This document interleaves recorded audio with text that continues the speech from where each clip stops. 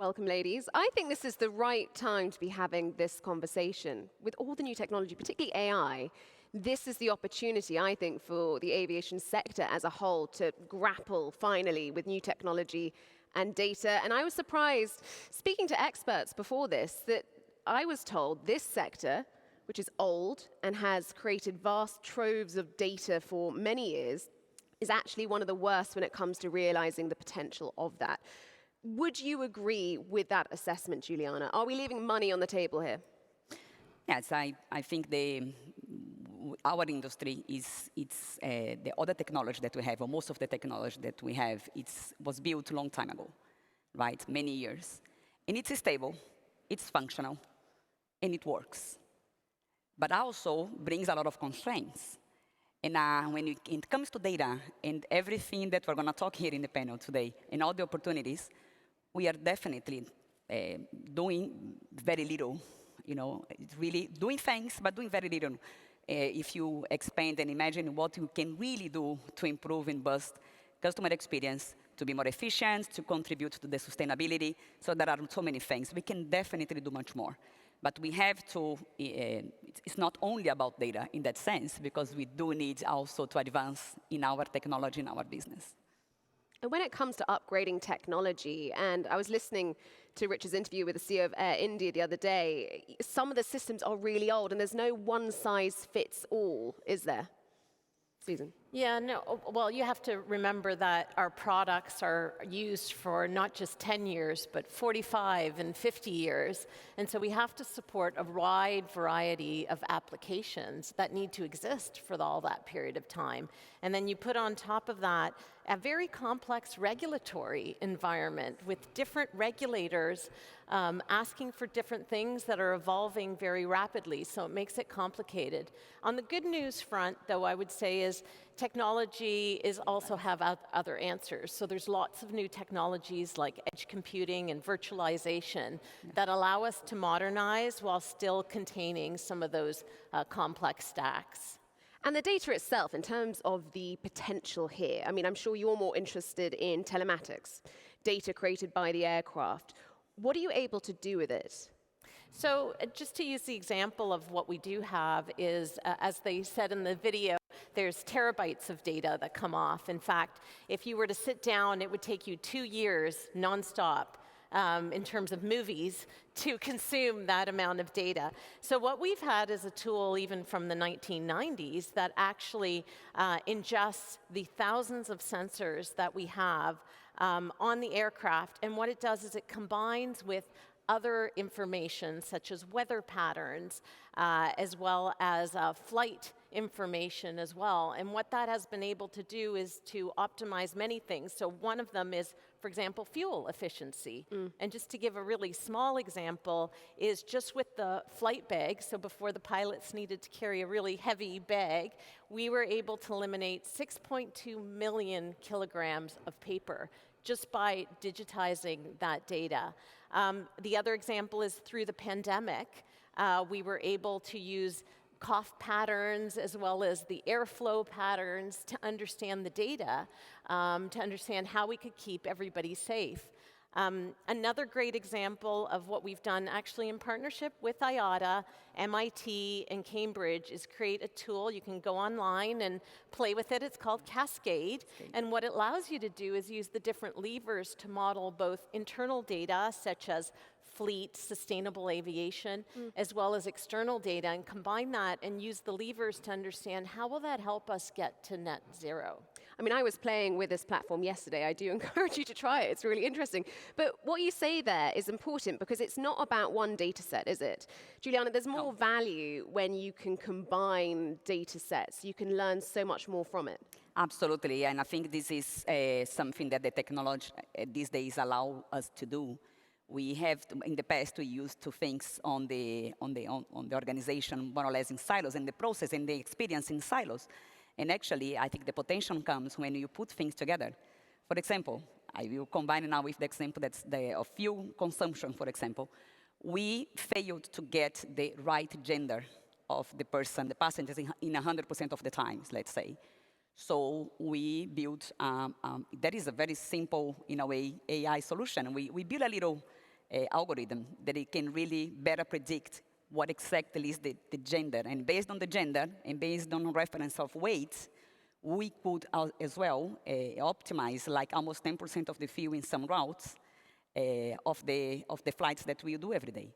So this has a lot of benefits, but in order to do that, you really have to get together people from passenger experience, people from operations experience, so everyone together to really work and explore the data and try to understand where is it. I'm very passionate about it, and I'm very passionate about being put together with different expertise and different talents.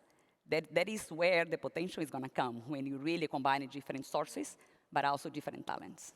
And how that sharing takes place. And I did wonder whether there's ever a conflict in terms of the telematics, particularly the valuable data from an aircraft. Who owns it? Is it the airline? Is it the OEM? Well, we do have the data, and when we work together in that case, so we do have the data, and we are learning how to use the data, because to be honest, it was a data that until, in the case of our airline at least, until 1 year ago, we didn't even have access. Now we do, but it's so much. Yeah. You have no idea how many thousands of points, data points, we collect from the aircraft right now. So we are learning how to use it, and we have already some use cases in place. But it has to be in collaboration. We actually work with the manufacturers in order to really understand the data and extract the value of the data. And Susan, you're probably putting sensors on everything right now, IoT. How many sensors on an aircraft? There's thousands of sensors. Thousands. Yes, to model and understand, everything from fuel consumption to instrumentation, and then backup systems to the backup systems as well. So it's very much operations. Do you ever see a time where we'll be putting sensors inside the cabin to better monitor what is going on?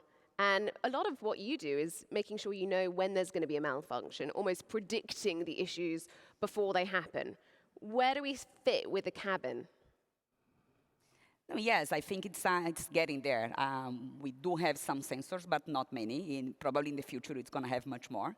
Another use of IoT that is very interesting for the industry, for me, in my perspective, is the maintenance warehouses. Mm.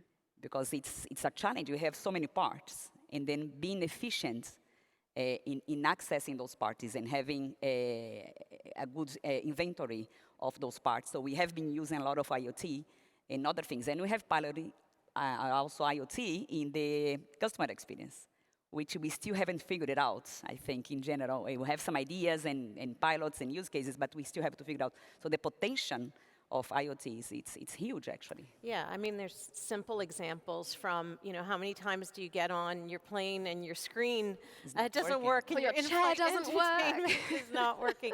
So even the sensors on each of the device to understand what's working. So those are some of the things. But also, I mean, it goes outside my area, but even the baggage. Like the way baggage works and getting baggage in and out, having the sensors to understand where that particular bag is so you can extract it where you need to is a really important use case, because it'll allow us to depart on time.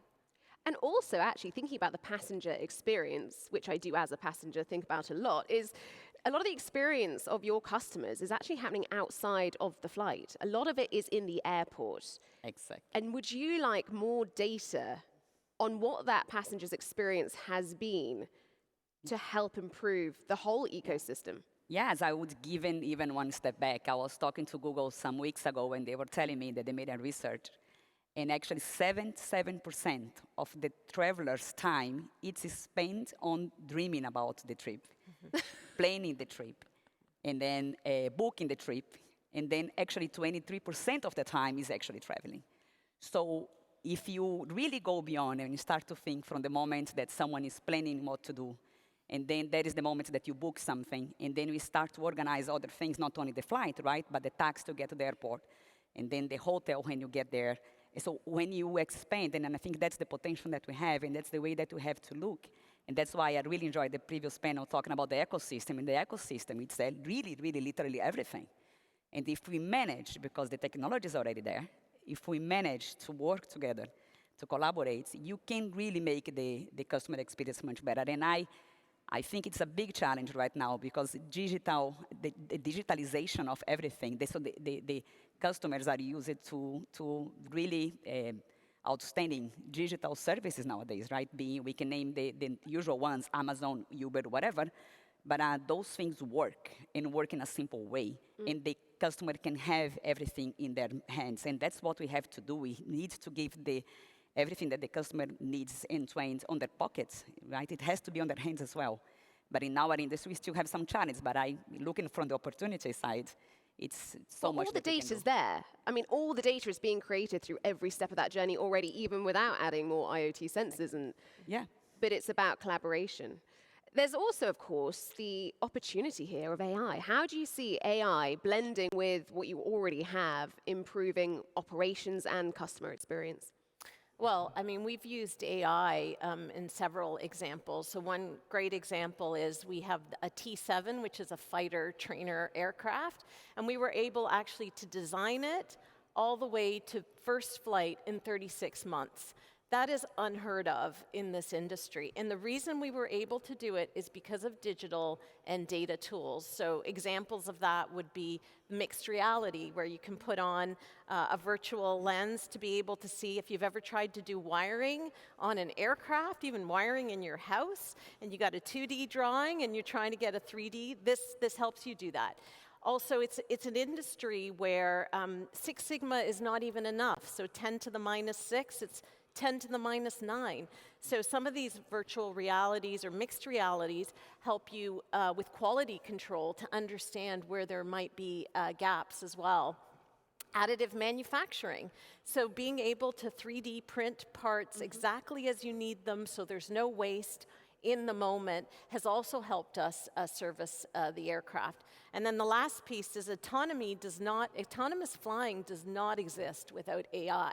So it's happening all over as you look at some of all these great innovations. Ours is called Whisk, in order to fly people autonomously.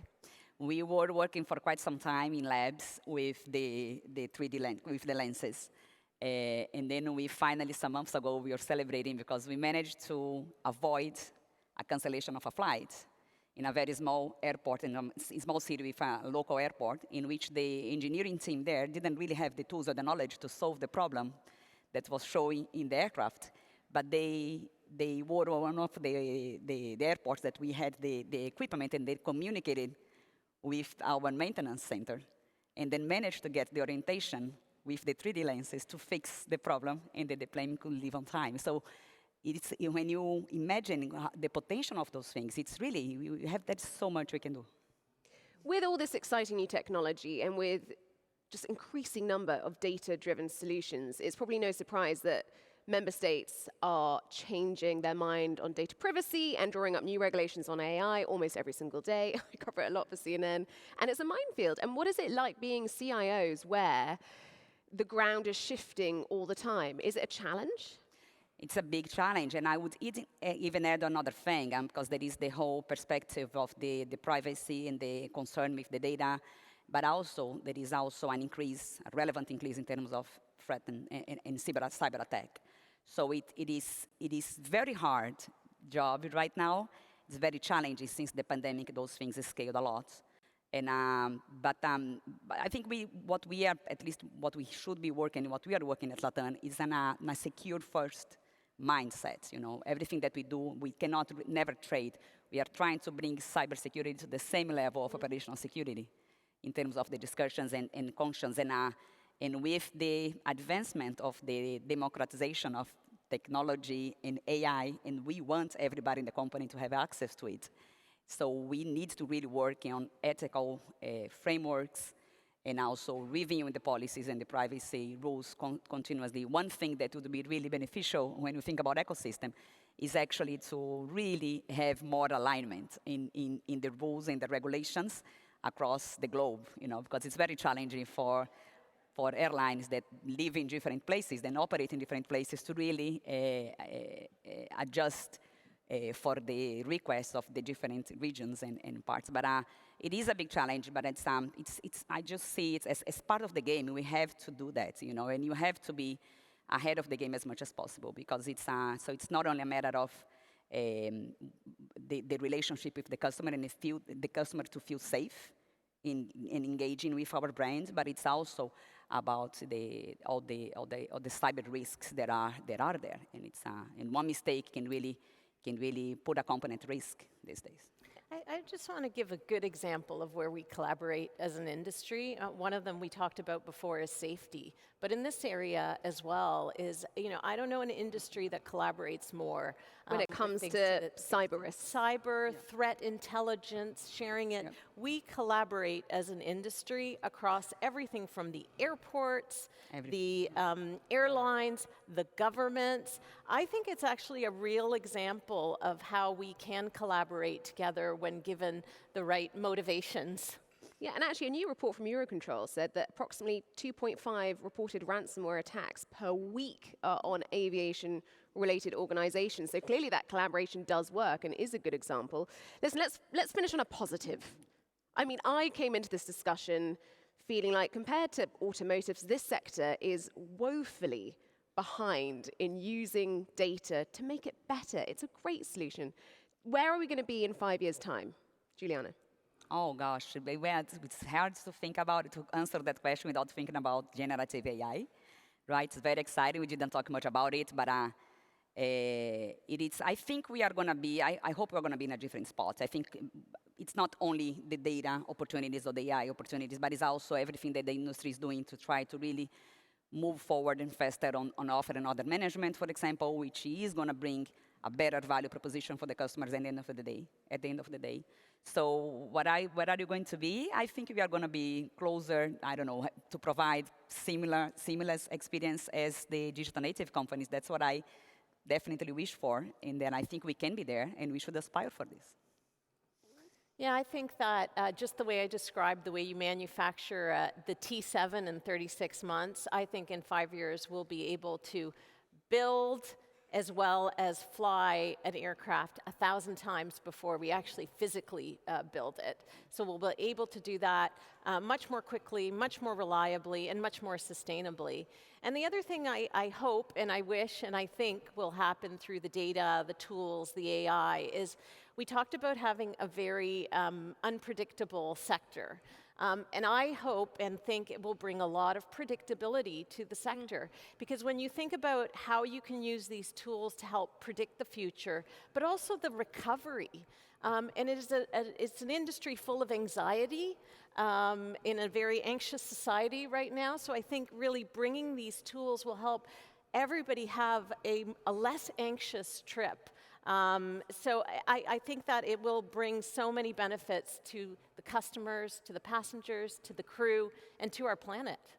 The way I was seeing it is it'll be hopefully a much more seamless experience. There shouldn't be the delays that we have. You shouldn't feel like you're going from the airport and going into a completely different sort of experience on the plane. It should feel like there is this one journey.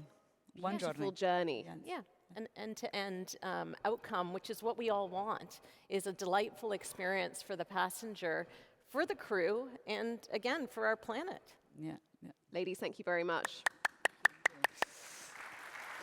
Nice to meet you. Thank you. Thank you very much, Anna.